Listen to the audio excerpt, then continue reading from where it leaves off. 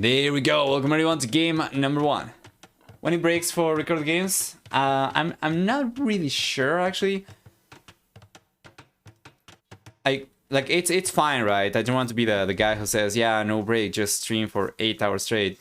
But I don't know, it just seems a little bit too much, right? It seems like 5 minutes should be enough to catch your breath again and go for the next series. But it's not my tournament, so I'm just not going to say anything about that.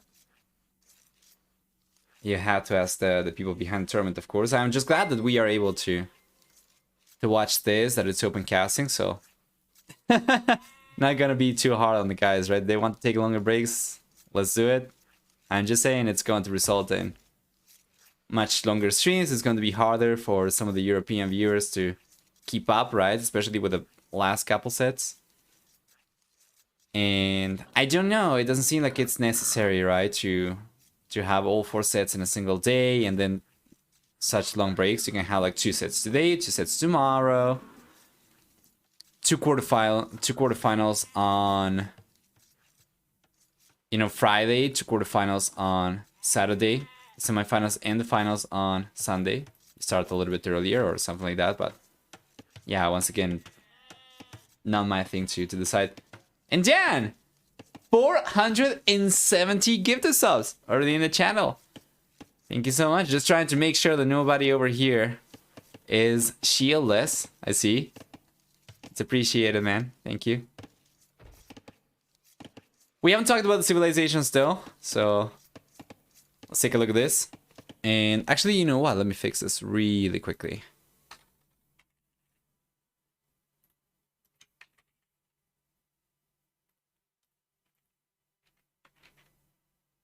There we are.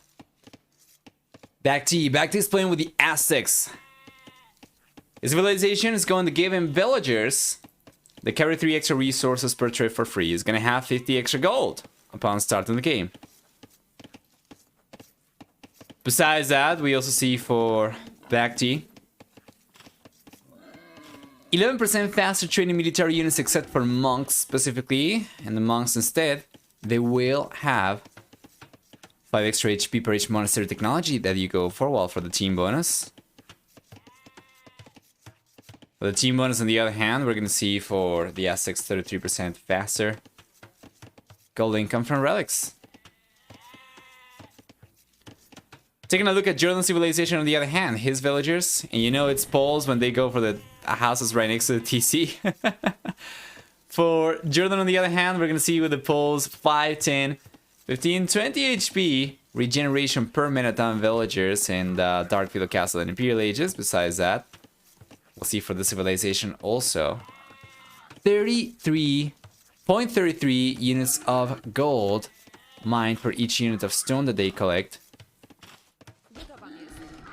We're gonna have for the Poles, in addition to all of that, access to the Folwark, and for the team bonus, they're gonna get 1 bonus damage from Scotland units against archer units.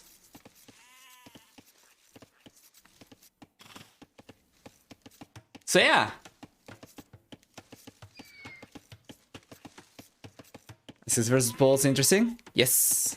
Hey Porkita. Hi. Welcome back. How are you doing?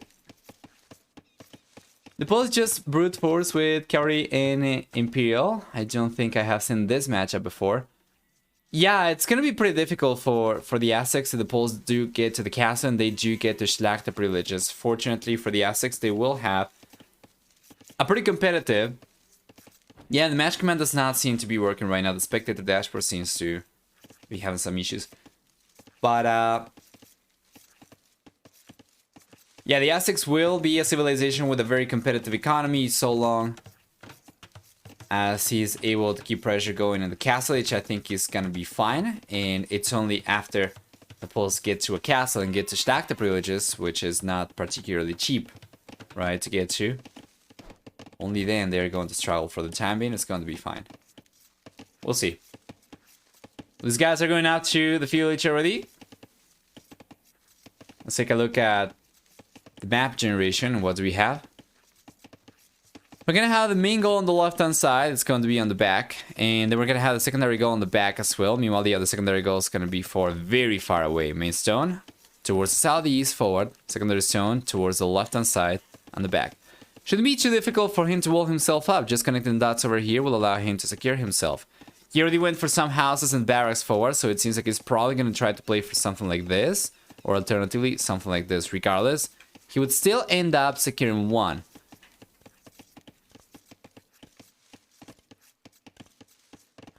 There we go. One. Two. 3 minerals.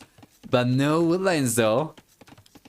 Probably not too bad considering he's against Pulse. He's probably expecting to be fighting scouts. It seems like it's going to be archers actually for JorDan, however. So not having a safe woodline is going to be kind of awkward for BacT. And then JorDan on the other hand, we're going to take a look at the Drash in a moment, but JorDan on the other hand, he does have the main goal towards the southeast. It's gonna have the main stone forward, which is not ideal. Secondary stone's gonna be secondary gold, so it's gonna be forward too.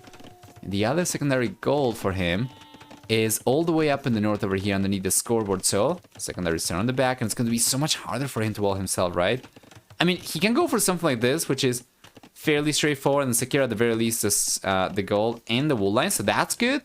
But then the rest of these resources are going to be all exposed. So he does have the ability to wall himself pretty easily overall, right? But the barriers are exposed. He needs to go for quick walls around those. And right now, because of the militias coming in, now Men-at-Arms from BacT, JorDan is forced into getting quick walls up around the individual resources as opposed to completely walling himself off. So BacT has already kind of forced a reaction out of JorDan. And here come the villagers.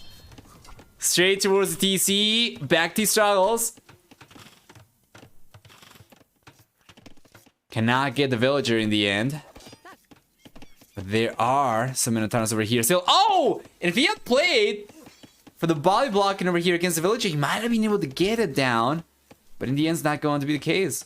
Alright.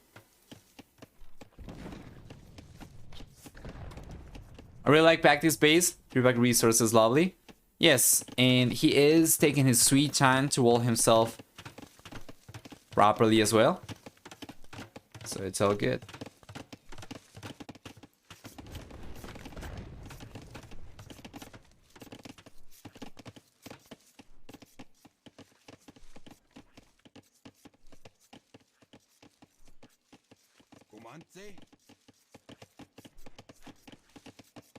Here we are.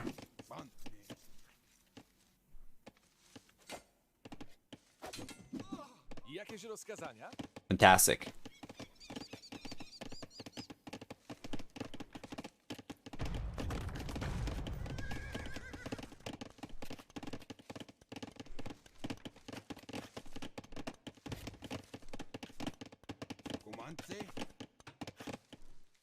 It's overall looking pretty good. BacT. It's gonna start roaming around with some archers, but because JorDan had the archer range come up actually a little bit earlier, he did have a little bit of a head start in production, so he's got now 3 archers himself, in addition to the skirmishers as well. And doesn't seem like BacT will be able to get any damage down over here in JorDan. JorDan should be fine, right? Where are the skirmishers? Let's get the archers up in the north, and the skirmishers. Okay, there we go. He's bringing these back. And he will now pushing the archers away. Notice how he's trying to close the gap so he can get a few extra hits over here. He might end up getting an archer down. Not so much. Kind of missed the shot over there. But the game is going to stabilize from this point onwards. It's unlikely BacT will be able to get too much damage done. He's already aware of the skirmishers, right? So going for extra archers shouldn't really be doing too much for him. And I would say from this point onwards, probably better for BacT and try to play for the Castle Age, probably. Try to play for the Castle Age and try to make a play for Eagles instead. Wolf's coming out for the Bull player. Yep, this is good. Once again, doesn't really secure any woodlines. So if JorDan is to be the one to come forward and try to get some damage done, he might be able to push the villagers away from the woodline. We'll see.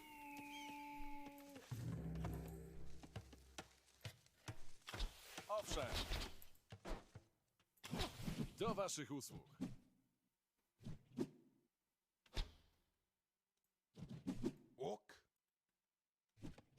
Will the server rate it anyway?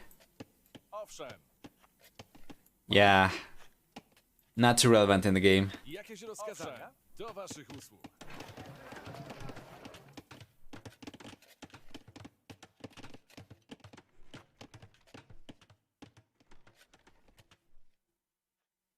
Yes, these are recorded games. For the first, second, and fourth sets of the day, we're going to have record games. For the third set, it's going to be live. Yeah, you got it. Jakieś rozkazania?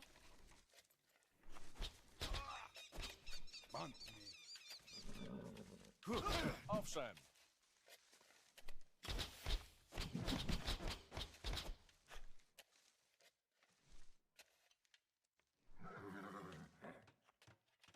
Okay, so just on the way for both these guys. Well, you set up a low latency streaming. Your response is basically instant. Usually it takes 6 seconds for the message to even show up on screen.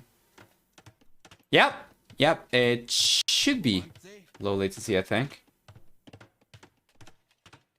Let me know if that's not the case, but it should be low latency. And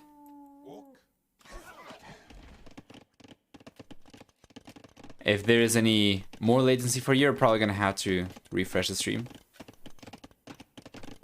Luckily gotten some nice value out of the remaining Minotaurs while he lured JorDan's archers out. Looks like he forgot about them, though. Yeah. It's got just one Minotaurs left over there. And this is what I was expecting to see, and to be fair, this is what we have seen for the most part from Aztecs. Not the villagers going down necessarily, but rather the transition to Eagles, right? As he's going up to the castle age, he already has gotten the second barracks up. Does want to go for a third barracks, so if he wants to make a play for Eagles exclusively, he's gonna need to go for a third barracks at the very least. Usually that's the way it goes. 3, 4 barracks, Eagle production. Just what we're talking about. The archer play over here from JorDan, so effective. So it's beautiful from JorDan, from BacT, sorry, that he's got the resource on the back, right? So the stone and 2 goals. But the woods are certainly an issue. On the right hand side, JorDan at the very least is going to have the wood available over here completely safe, right? And this one as well, because of the way that he's going for the walls over here from the edge of the map towards the TC. So that is one thing that JorDan's got to work with that BacT is not going to necessarily. We'll see.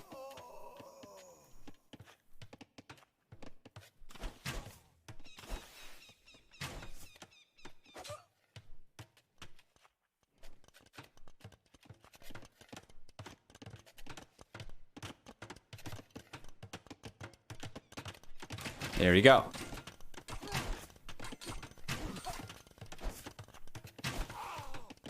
Post Farm Simulator in Arabia is a risky game. I think your GMT, Danman, is GMT +2, if I'm not mistaken. So right now, it is 1725 GMT. So that should be 725 for you. Is that correct? Let me know. Beautiful surround coming in. The Eagle Warriors will clean up the archers, and they do. Second TC is coming up on the back for JorDan as well.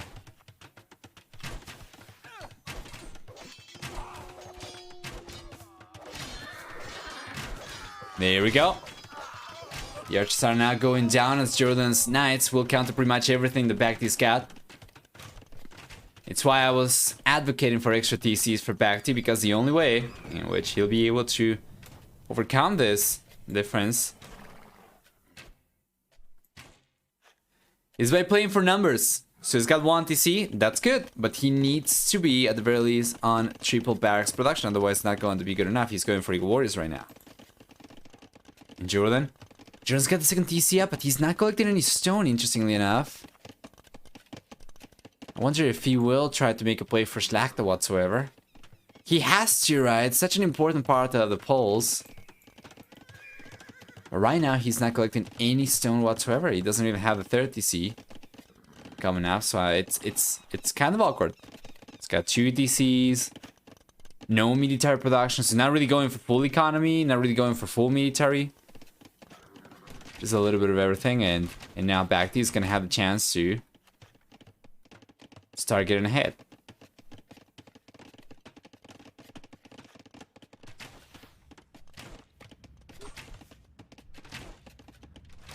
There we are.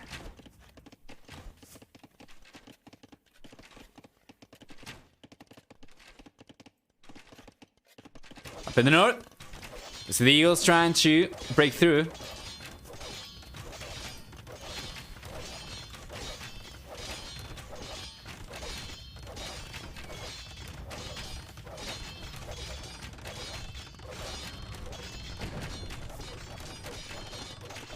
And the second TC is finally on the way for BacT, but this is so much later compared to JorDan.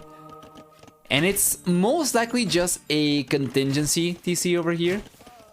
Much more so than, you know, a play for economy necessarily. So it's just so that he can defend himself against the Knights, but he should still be thinking of going for aggression over here. If he doesn't, I think that's a mistake, and I think JorDan eventually will make the play for Schlacht the Privileges, will make the play for full Knight production. BacT is going to struggle, right? He's got the Aztecs, who do get very good monks, so there is that. But monks, they do get overwhelmed by cavalry. Once you get enough numbers, right? It's just going to be too hard to effectively convert. Use an army of like 10 monks, for instance, or anything higher than that. You come in with 25 knights, and you're still going to end up coming out on top.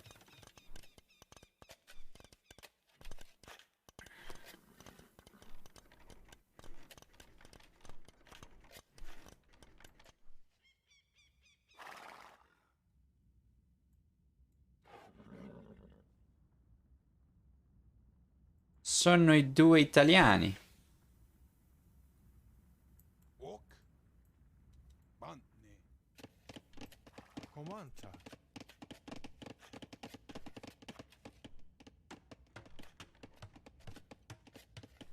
Let's see. Well, BacT is going pretty heavily on monks. It seems like he's gonna try and switch into a smash over here. JorDan's got on the 30s, yeah.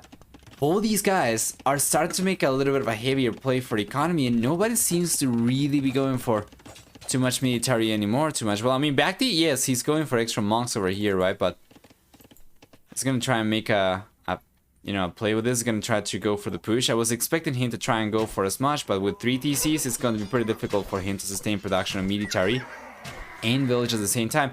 But this could be what I was talking about earlier, right? These TCs, they might be just for defense purpose, and he's not going to prioritize villager production. So he's got TCs up, but doesn't mean that he needs to use them. It's gonna end up racking up a lot of extra TC time over here, but this is going to be a military play actually from BacT. It is going to be a smash of sorts. Yeah. This is much better. He tried to go for triple TC production. This wouldn't really be possible for him to do. So we'll see if he can make it work. JorDan's quite clearly starting to think of Schlachtas. He's collecting stone pretty heavily right now up in the north. He will go for the castle very soon, and this is the moment. This is the time where BacT's got the possibility of getting some damage done before JorDan manages to get to Schlacht the Privileges, right? It's gonna be a power move from JorDan for sure. Scaleman has come in super late for Essex. Oh yeah, definitely. He went super late for the Eagle Warrior upgrade in the first place. Scale mail armor's taking forever. Has taken forever. Of course, chain mail armor is nowhere to be seen yet. But he's getting the conversions. He's gotten the stable. He's gotten the archer range, and now he's going after another stable. He's going to get it. JorDan is forced into extra stables in the back, and pretty soon he's gonna have the resources to go for the castle. But this is really good from BacT, and this is what I was hoping to see, right? Full aggression from the Aztecs in the castle age. Pigeon, go for it. Pulse should dominate. And they will.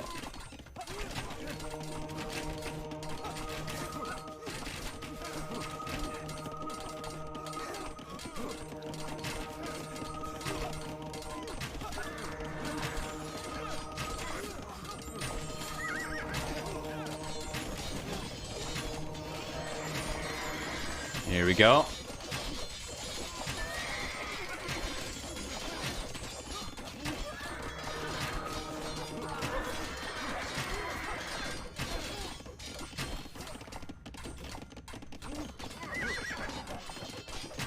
There we go. It's fantastic. BacT's push over here is exactly what I was hoping he would go for with the crossbows. He might be able to deny the castle straight out. He's delaying it right now, alright?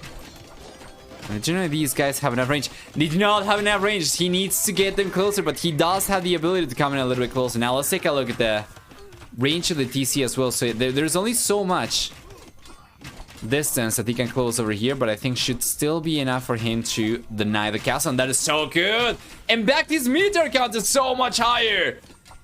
He's got a lot of Eagle Warriors, a lot of crosses over here still. The monks, nowhere to be seen right now.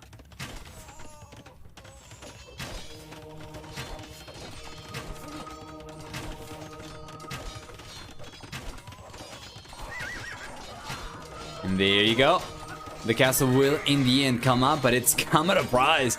JorDan has taken a lot of losses over here. And what you can say, yeah, well, the KD is kind of similar, right? 58 to 58. BacT has killed more villagers, and he has killed knights. It's been much more cost effective for him. He's been losing archers. He's been losing eagles. He's lost a few monks for sure. But I do still believe it was better for BacT, but now this is when it really gets much tricky for the Aztecs. JorDan is 5 seconds away from finishing research and Schlachter privileges. The night production he's been able to go for up until this point, well, you can take that and multiply it a few times. Because now, JorDan's gonna start to really go for it. Yes, sir. Still conversions. We're gonna get those Jaguar Riders. The Zolotol Warriors, I wish. We don't have them on the way. Wait a minute, in Argentina it is ananas and not piña. In Argentina it's both. You can call it either thing.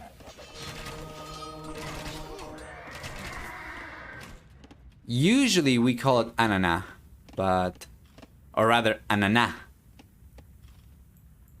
But if anybody tells you piña, you understand it.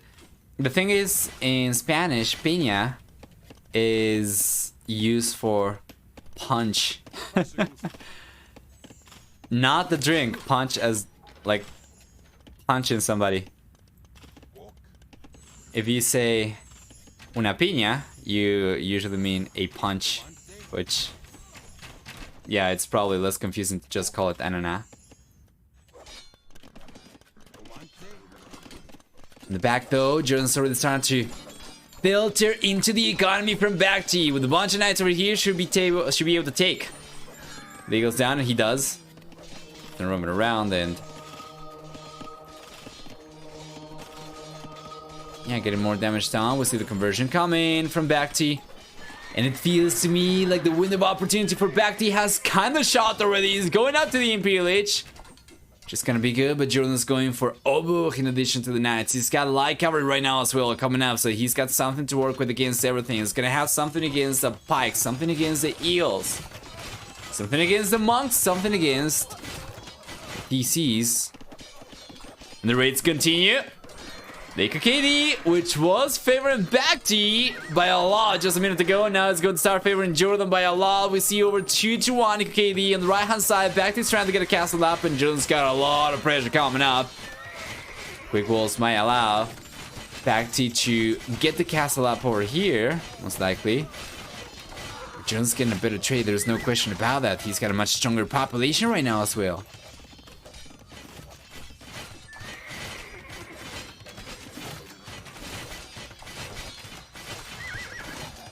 Here we are. 4 villagers will eventually get a castle out from BacT.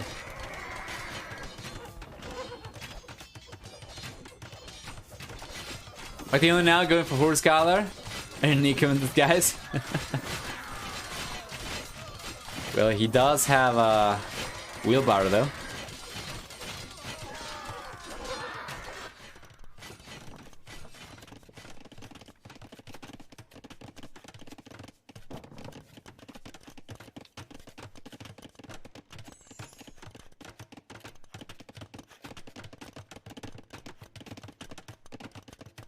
So JorDan can brute force this.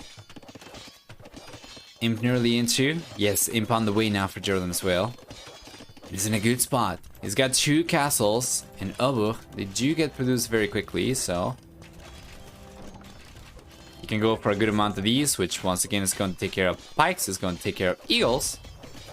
And so going to take care of everything else except of monks, and monks will be taken care of by the light cavalry. So he's got a little bit of everything over here. And JorDan, with good control at the very least right now, he should have all the tools to counter whatever it is that BacT could possibly go for as the Aztecs.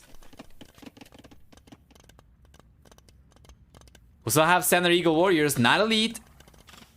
So yeah.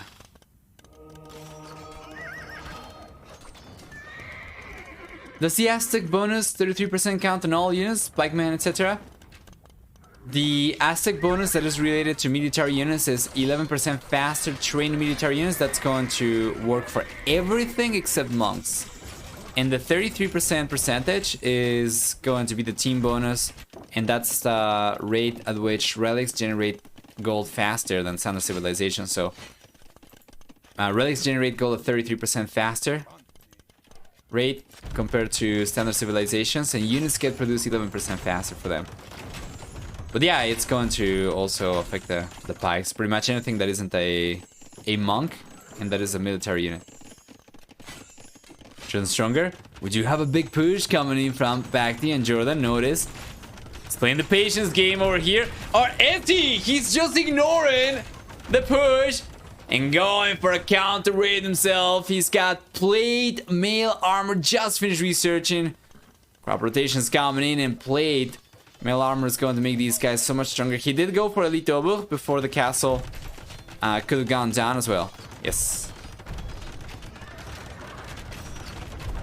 I thought it was making infantry stronger. They do have garland walls from the castle in the Imperial Age, which is going to make their infantry stronger, but it's not going to work as a percentage. It's going to give them 4 extra melee, 4 extra attack, basically. Oh, and he's in! JorDan's coming in, guys! This BacT is gonna be completely exposed to this. Oh boy. Don't think we have enough monks over here for BacT to properly defend himself against this raid.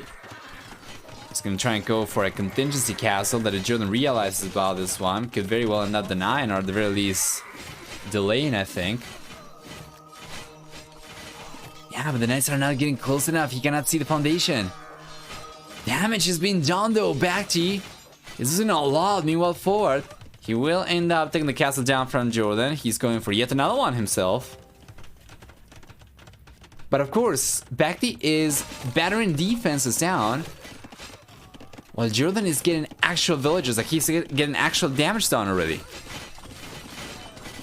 Disrupting BacT's economy, not only getting the villages down, but also you take a look at the worker efficiency in the last minute. You take a look at the amount of resources, actually the worker time in the last minute, and about twice as high for JorDan. And it's not looking the best.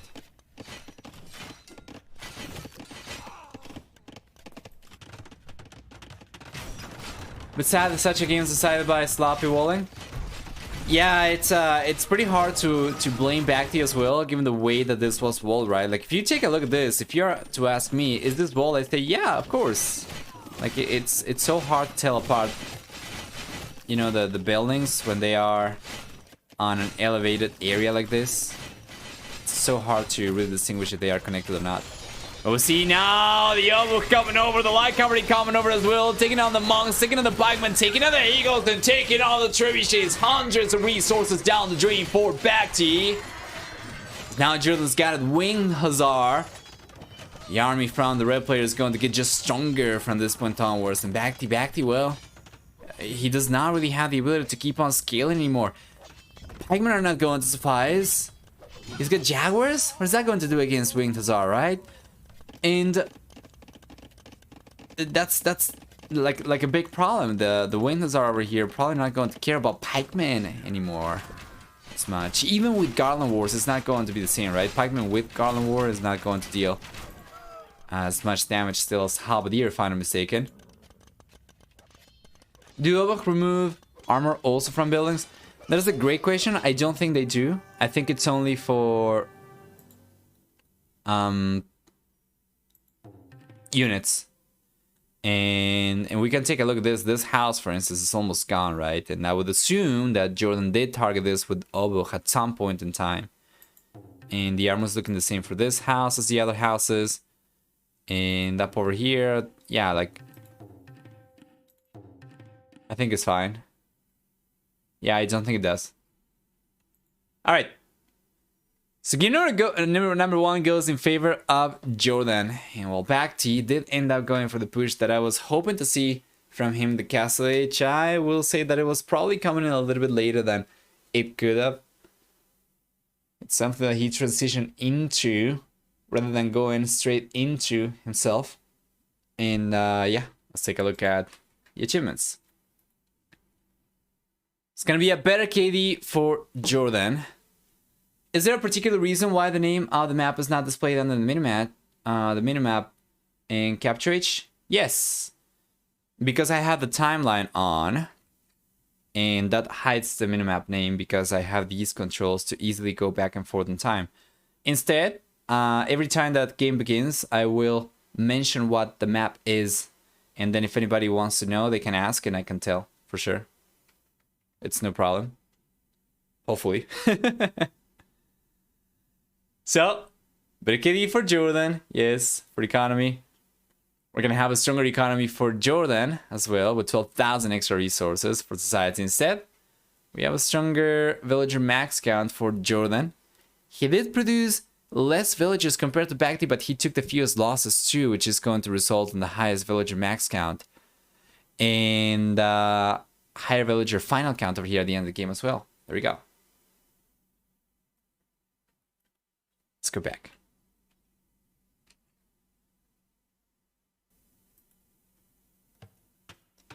And welcome everyone then to game number 2 in the series. JorDan playing towards the southeast in the blue color is gonna make use of Bengalis. And BacT's got the Chinese. An amazing civilization for a map like this. And we have talked in the past about Bengalis being so good because the extra villages they get upon reaching the next stage. The Chinese are going to be probably just as good, if not better, depending on the age, because of Regicide Fortress over here having extra resources for the players to work with and allowing the Chinese to take advantage of their 3 extra resources while keeping the TC idle time down to 0, right? So playing this as if it was a standard civilization instead. So we see that BacT's got a significantly stronger economy right now compared to JorDan. For the bonuses then, let's see. The Blue player is going to get 2 additional villagers spawn in from each CC upon reaching a new age. What is this? What is it trying to do? Is it really going to try and bring a scout or something over here? That, like, I don't think so. I don't know.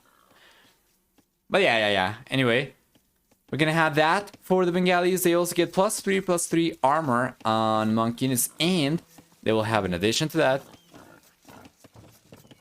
elephant units that take 25% less bonus damage and have conversion resistance. While for the team bonus, you're gonna see for the Bengalis actually a bonus for team games. As usual, we're not going to talk about it.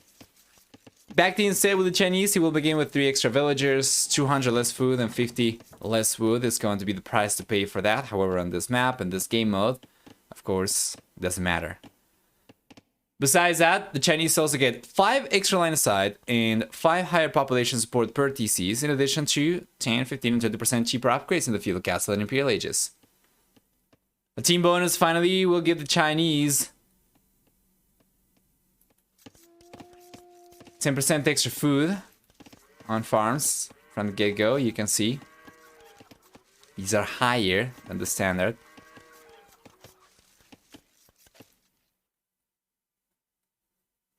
Now the Feudal Age is coming out for both these guys.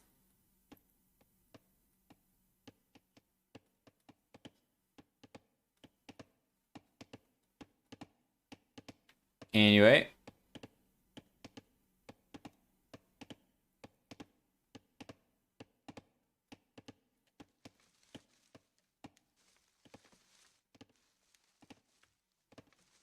I feel like I decided Regicide Fortress after this tournament. It's the map that leads to the least amount of clannery.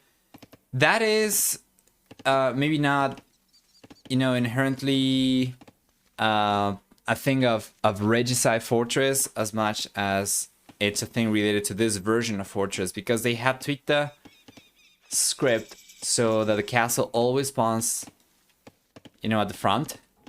And sometimes in the past, if your opponent had the castle spawn in the back, for instance, that would actually give you the possibility of going forward and trying to get some pressure going. But the way that this has been scripted over here, it makes it pretty difficult for anybody to get any pressure going in earlier stages, right? So it's usually going to be just a game to boom and go up to the Imperial Age. It's kind of like Black Forest without all the trees.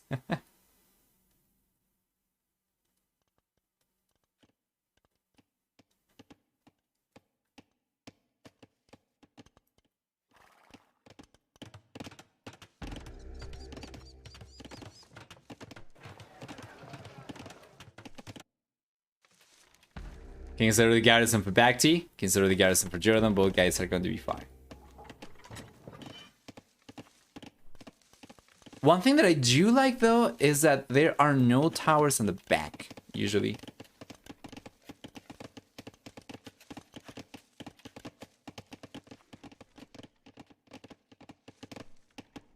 Anyway.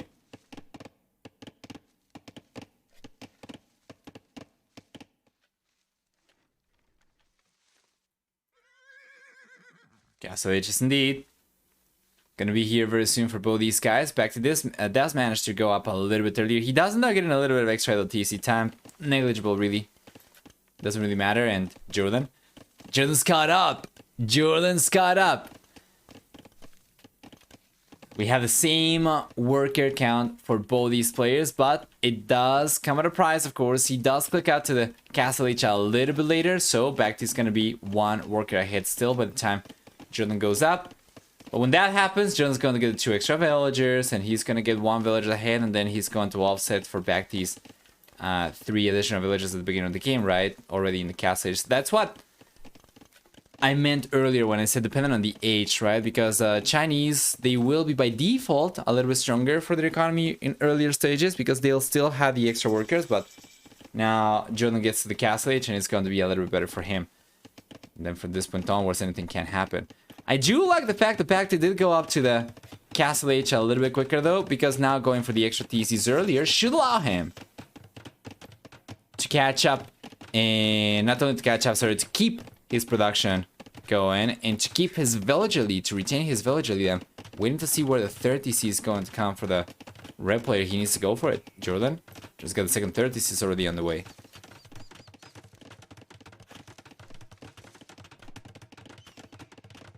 Thanks for casting. I like the breakdown of volume predictions and resource location. At the beginning of each game, it helps noobs like me. Yeah, no problem. My pleasure. That's kind of my thing in the scene right now, it seems. Nobody else, despite me being super open about how it is that I, or rather what is the tool that I use for the annotations, nobody has actually tried to replicate it yet, except for Moonfaller. Speaking of which, has Moonfaller been streaming a lot? I haven't seen him around, but to be honest, when I am not streaming, I am usually not really around Twitch too much.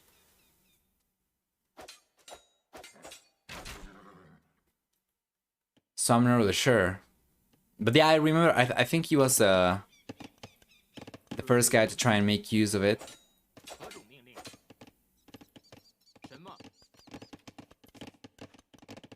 I think Mr. Fluffy Bunny tried to implement it, but didn't figure out how.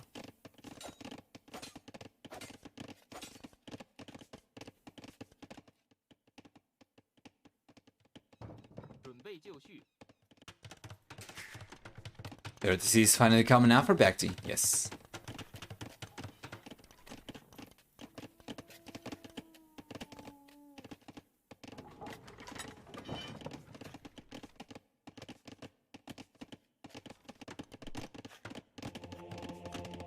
Monastery is already up for JorDan. Meanwhile, we have the monastery already up over here for BacT since a little bit earlier. He's already been going out to collect the relics. That is one thing that I kind of forgot to talk about, the relic distribution.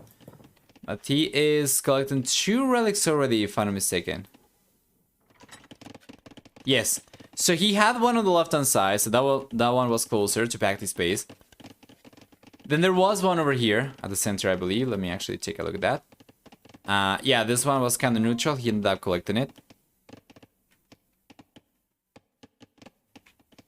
There you are. And now he's gonna try and collect the rest of the missing relics. Let me take a look at this. Yeah, he knows where they are. He knows where they are, except for this one.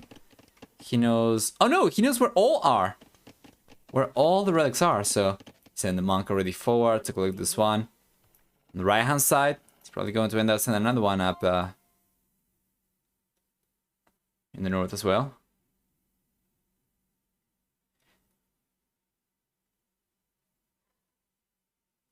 Yeah, that's how the thread function works. It's not very good from Twitch. It's going to continue showing the original message. So when you're trying to answer to somebody who answered to you, it seems as if you're answering to yourself, which is kind of dumb.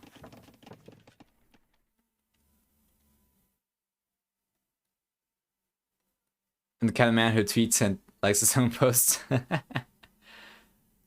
Wow, back to send a parade of chicanews over here.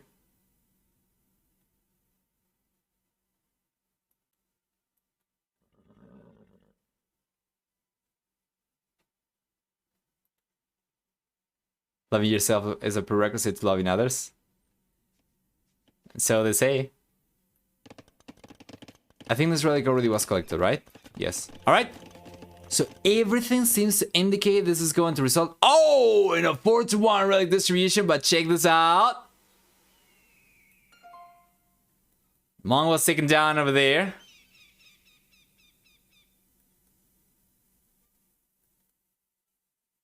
BacT's goons were protecting a single monk, and then the one up in the north was completely exposed. That is not good. Human resource management over there. So at this point already, we see that JorDan started pulling ahead in working count by a little bit. This is because of the TC coming up a little bit faster. It's because of being able to keep the TCs working right more effectively as well. Gentini! Let's go! Go Jordy! Rooting for JorDan, I see. By the way, I just realized that I did not update the scoreboard, my bad. We're 18 minutes into the game and only now doing it, but yeah, 1-0 for JorDan, game number 2. Could be rough. Nice conversion though, coming in from JorDan. And BacT gets away with the conversion himself as well.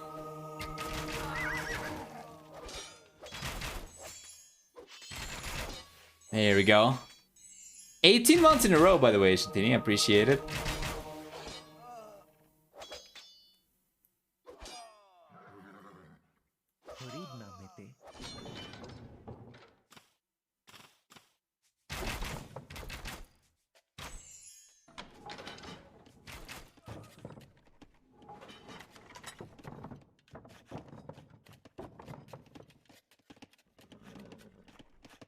Let's see.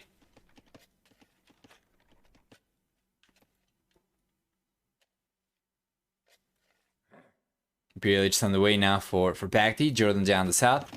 He's got a 4 TC coming up. He's got almost enough resources, so he'll be on his way to the MPLH very soon. And he's got almost enough resources for a castle, so he's gonna try and go for 1 forward.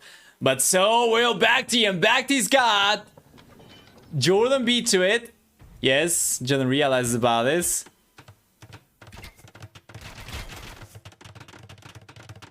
And the Rathas will end up pushing BacT's village's way.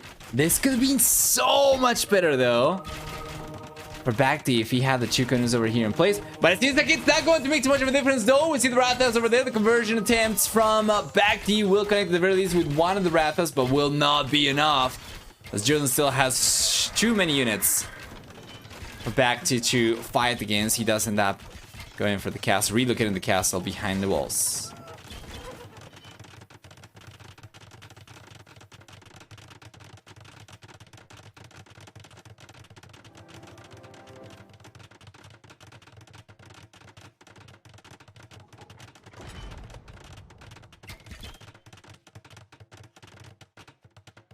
Beautiful.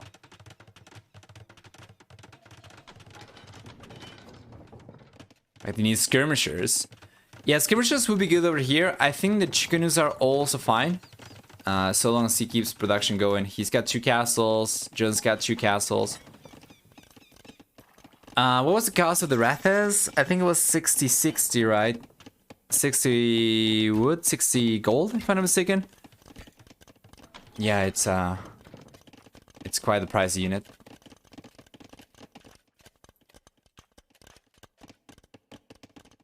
Let me actually take a look at it really quickly. Because I think I'm recalling the costs from the pre-release build. I don't remember they changed this. Oh, yeah, it is going to be 60. Thank you. Privilege here for JorDan. There we are.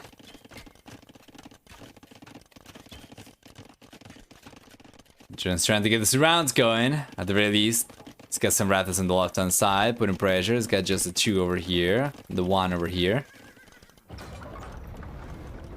BacT's got a significant head start to the Imperial Age, right? So, he already has the first trebuchet out. Second trebuchet already out in JorDan.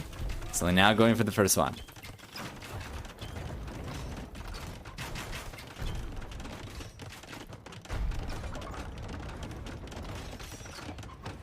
You're talking about Big Malo. Saw him drop into the stream recently, actually. It's a nice blast from the past. Always like Malo. Yes, I don't think he's streaming quite as much anymore, right? But he's got a family to take care of. Now. Does that make sense?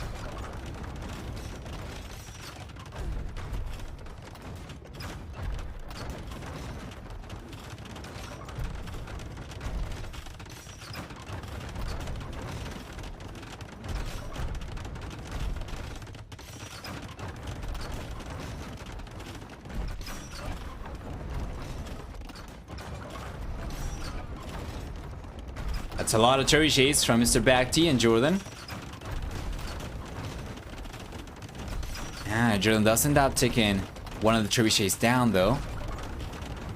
Even if BacT actually did have some villages over here to repair the trebuchets with, he's not paying attention on time, so that extra trebuchet is also going down at the last moment. He tried to repair, but too late. Too little, too late. We have only 1 trebuchet left over here from BacT then. So there we go.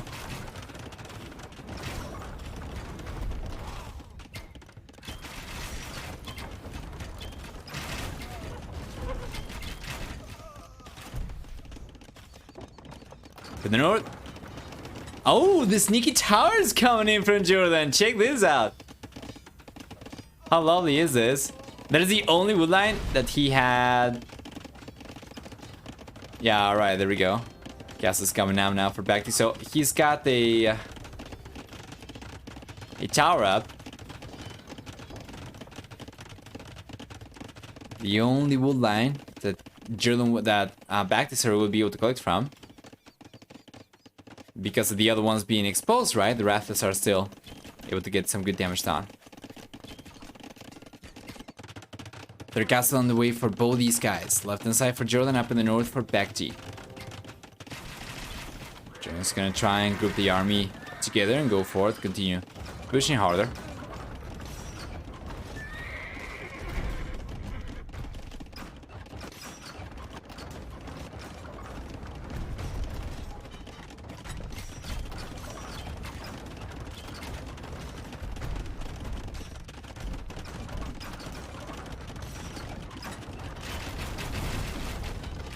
There we go. Gas goes down.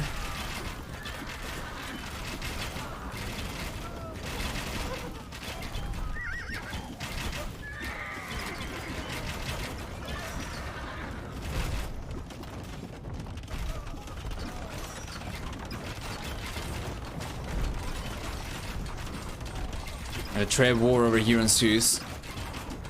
But is it really a trade war though? Is it really a trade war? It's only BacT who's trying to get the trebuchets down from JorDan. Meanwhile, JorDan's just trying to prioritize the castle. The castle will crumble And it does. And now it's going to be a trade war. But this has already been so good for BacT. Taking the castles down over there is going to reduce...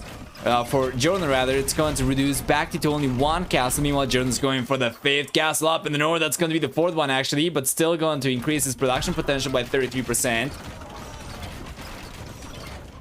He's got a fantastic push coming up over here. Pikes is on the way for JorDan.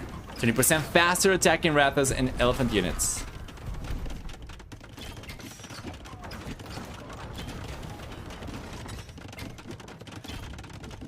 And there we go. BacT calls a GG.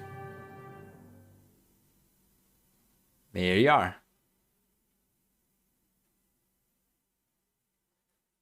Anyway, game number 2 goes in favor of JorDan. It's going to be 2-0. Let's take a look at the achievements then.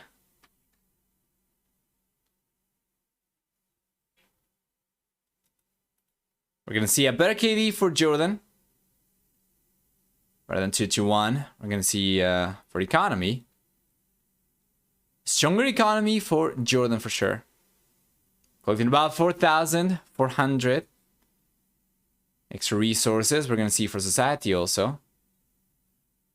Very nice villager max count for JorDan. He ended up producing the most villagers and taking the fewest losses at the same time. So of course that's going to result in a very good game for JorDan. And it was very interesting to see as well. Bengalis are definitely a powerhouse on Regicide Fortress, and JorDan shows over here why. He's played this civilization to perfection in this game. BacT, on the other hand, struggled to make a civilization work. Even if he got to the Imperial Age earlier, he had the trebuchets out earlier as well. He struggled to take advantage of it. And JorDan, ever since he got the castle up on top of the hill over here, was in a fantastic position. So let's go back.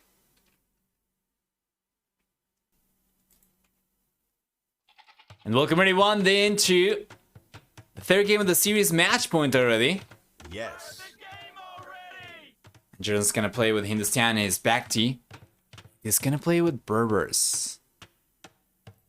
What do we get for JorDan civilization? Well, 10, 15, 20, 25%. Cheaper villagers in the Dark Feudal Castle and Imperial Ages, in addition to 25% faster attacking camels. They also get +1/+1 armor on gunpowder units. And for the team bonus, the Hindustanis will also get 2 bonus damage from Camel Rider units, like Cavalry and Hussar against buildings. And BacT civilization, on the other hand, well, he's playing with the Berbers. 10% faster moving villagers. 15 and 20% cheaper stable units in the castle and Imperial Ages, in addition to, for the team bonus, we're gonna have for the Berbers access to Janitors as well, which is fantastic.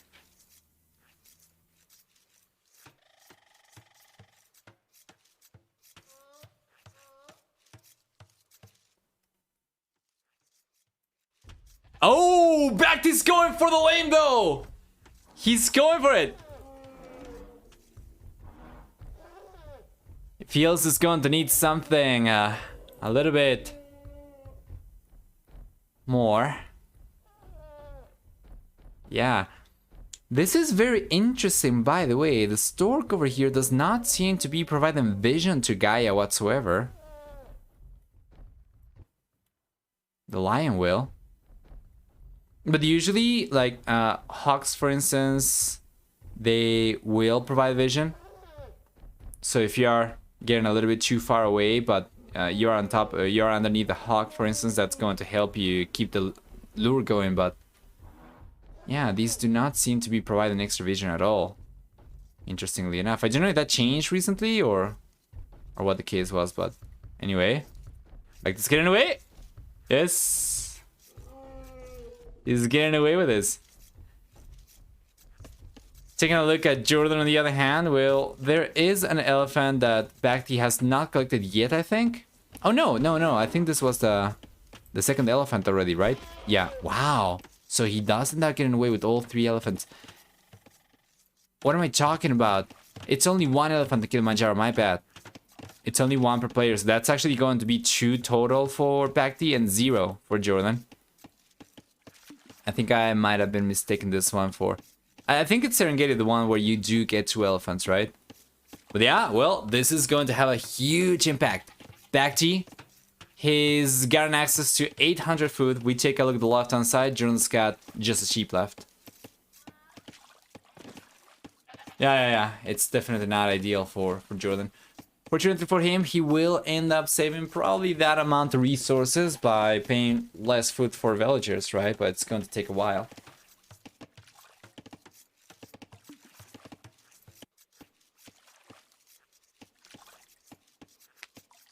Difficult matchup for the Berbers as well? Yeah.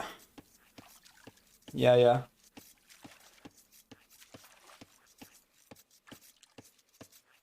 Interestingly enough, in the past, when you would have Indians instead of Hindustanis, then maybe the Berbers with camel archers would have been good, but now with access to Ghulam, Hindustanis even have a counter against that, right? So they have stronger camels than the Berbers. They have a counter to range units. There's going to be so much tougher for sure. Hey, Dale. Hello. Welcome back as well. Just coming back from work, seeing you stream topped up the end of the day quite nicely. Let's go! Yes. There's going to be a lot of time left on the stream as well, because after this one, we still have 2 more sets to go through. It's going to be 4 best of 5 series today for the round of 12. I'm actually not really sure when the quarterfinals are going to take place. Let me take a look. Tomorrow, I do have some commitments that I cannot reschedule at 16 GMT or so, so I don't think I will be able to stream the first series. So tomorrow, you know, they were to cast some more TTL, but the second one I should be able to catch in any extra ones from that point onwards. Let me take a look. Yeah, there's no information, right? So we are just being provided the stream times as we go. The handbook says, or actually Wikipedia says, that the playoffs are played from February 6th through the 12th. And then on Discord there is no information as to when the streams are going to happen, how many series we are going to have when. And it's probably going to be either 2 and 2 tomorrow and Friday for the quarterfinals, or it's going to be all 4 on Friday for the quarterfinals. And then tomorrow off, I have no idea. We're just gonna have to wait and see. And once again, because they are providing us with stream schedules, basically the day that they happen, or one day before actually, yeah, I don't think I'll be able to provide you with an update as to when the next stream is going to happen after this one is on, because I just don't have the information. The stream food and beer. Happy meal for adults. Sounds good.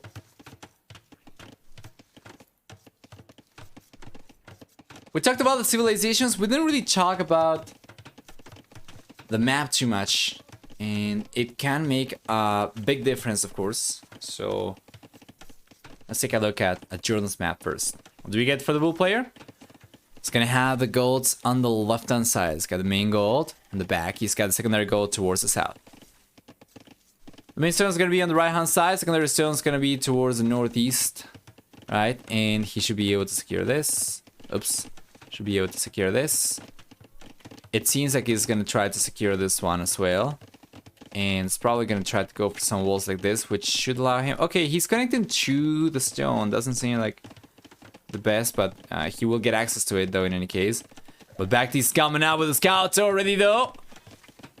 JorDan's map generation at the very least allows him to secure some of the resources on the back, but BacT's gonna try to get some damage down over here. It's gotta be careful. There's a spear over there, and that's gonna be a nice scout snipe.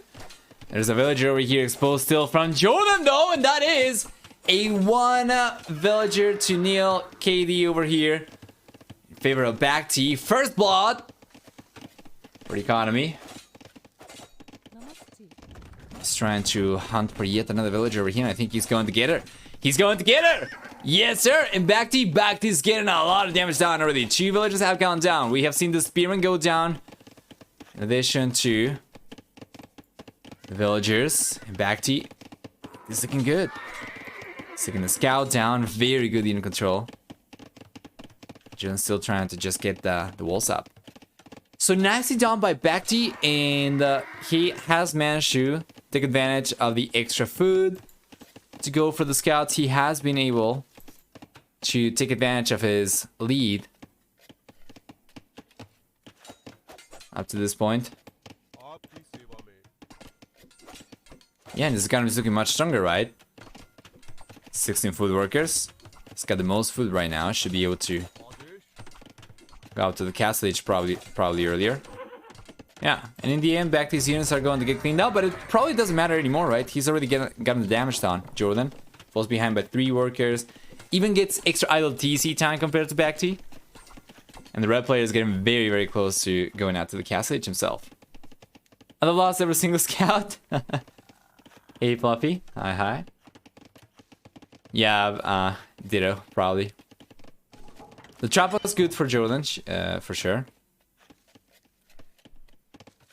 It's finally going to close the walls out, but BacT is still looking so much stronger, though. It's going to be on his way to the castle age very soon.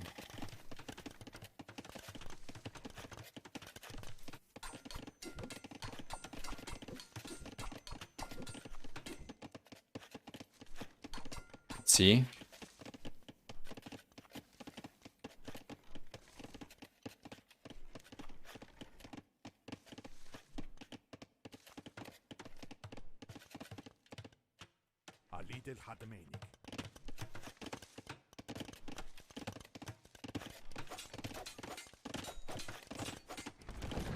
It's trying to come in. We already have a separate palace wall over here.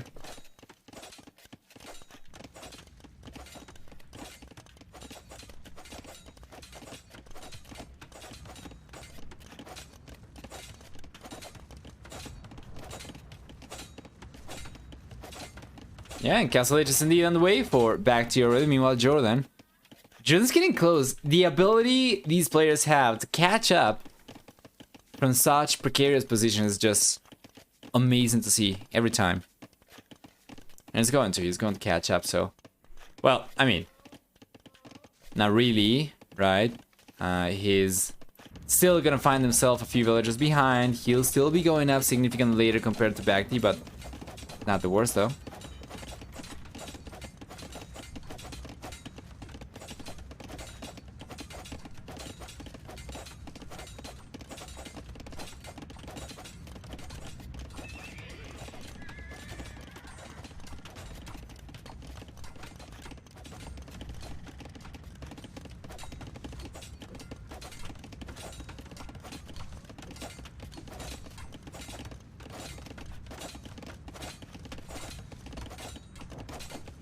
Beautiful.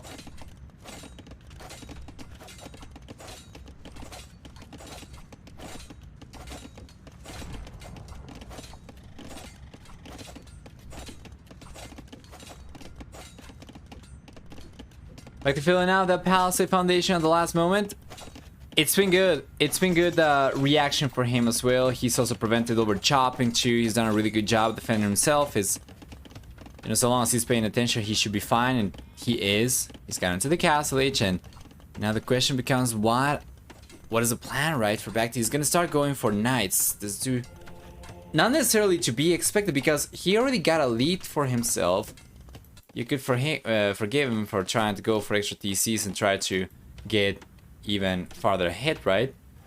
But I do believe this is also a valuable choice going for military production right now. With the head start he's got to the castle, which means that he could probably get some extra damage down, which is also going to allow him to get further ahead. The problem with this is that if JorDan gets to the castle age, or better say when JorDan gets to the castle age, if BacT hasn't been able to get any damage down by that point, it kind of just delays BacT, right? And JorDan, of course, the 25% faster attacking camels is going to be paying full price for these units, but they are going to be significantly stronger compared to BacT's. Unlike the monastery addition to back up double stable. Oh yeah, that's good. The monastery is fantastic.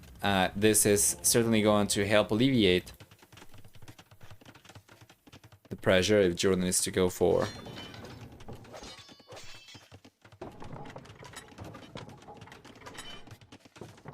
military himself, right? Yeah, and Jordan's going for light cavalry, guys. He's going for husbandry. Does he know about the monastery, or is he just expecting there to be? Oh yeah, he saw the monastery. That would be an extremely large spray in play from JorDan if he was just anticipating there to be a monastery. But yeah, he sees. Foundation is going for light cavalry, and he should be fine at the very least on paper. Right? So DC's already out for the bull player as well. And this is a key moment. BacT's got the castle age to take advantage of.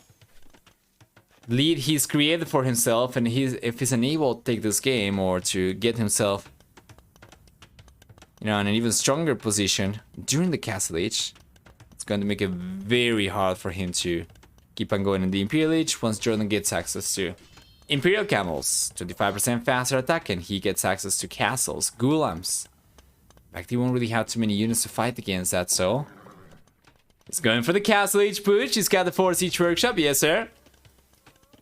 Monks coming in as well. Ideally, he would want to go for a 4 monastery too.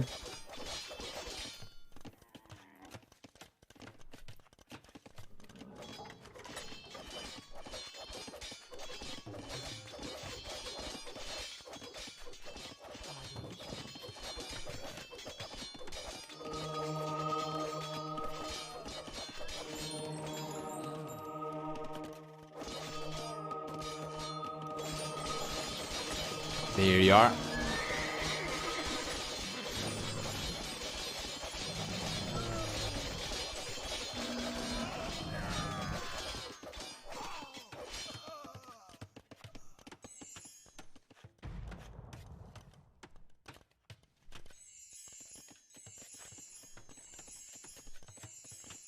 Fantastic. JorDan is in a good spot. Over here, defending himself really well. He might still be behind by about 8 workers or so, 7 now. BacT's getting housed.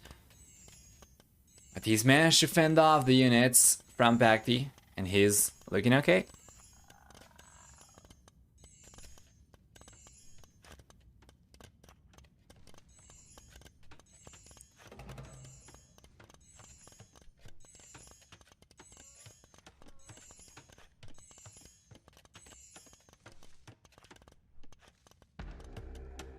There we go.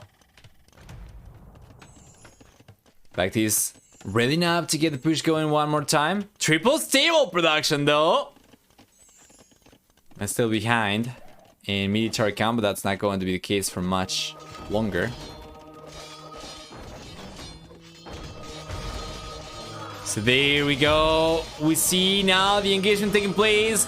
And he's fighting from top of the hill, but BacT will still not getting cleaned up over here. It seems like JorDan not only had the numbers, but he had the vastly superior upgrades with chain, bard, and armor. Forging over here for the bull player. BacT is not getting pushed away. Only +1/+1 defenses for the red player. Not enough numbers as he was going for a pretty heavy production of camels. He did not have all the units in place. So JorDan's looking good. JorDan's looking alright. He's got a much better KD over here, even if he ended up losing the most villagers. He's managed to get the better military trays. Now he's gonna bring the extra camels over to try and get the try and offset for the conversion. Try and take all the units down from BacT, and if he's able to do this, that's going to be so good for JorDan. Still remember, the camels for him are going to get 2 bonus damage against buildings, so he could potentially take the siege workshop stable. NTC's down. With the remaining units, we have a very small amount of camels over here left for BacT. JorDan's looking really good. Pikes, we could see pikes. Yes, for both these players. Oh, BacT took his own camel down. Oh boy, now the mountain is completely exposed. This is so good for JorDan. Ideally, in this position, he would have been collecting stone for a while and he would be able to go for a forward castle, but that's not the case at all.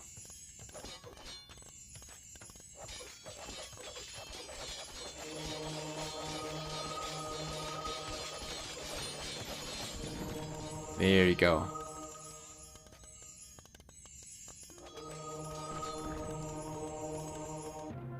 Yep, that's just going to be GG. BacT realizes there is no coming back from this position, goes on to call it right away. GG, well played. Good luck next, he says. So he gets knocked out of the playoffs in the round of 12. And JorDan with a clean 3-0 sweep. Moves on then to the round of 8. We're going to take a look at who exactly it is that he's going to be facing in a moment.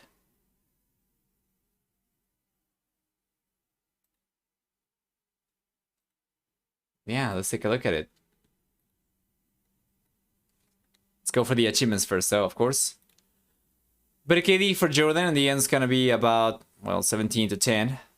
Not much easier than that.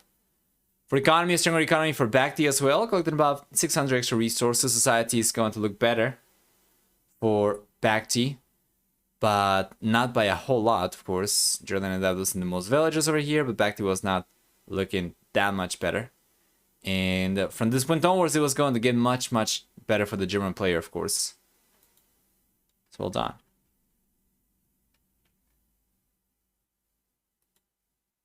I'm heading off for some food, but it'll probably pop back later. Bye, everyone. All right. Let's take a look then at the standings over here. Actually, the standings, I mean the playoff bracket.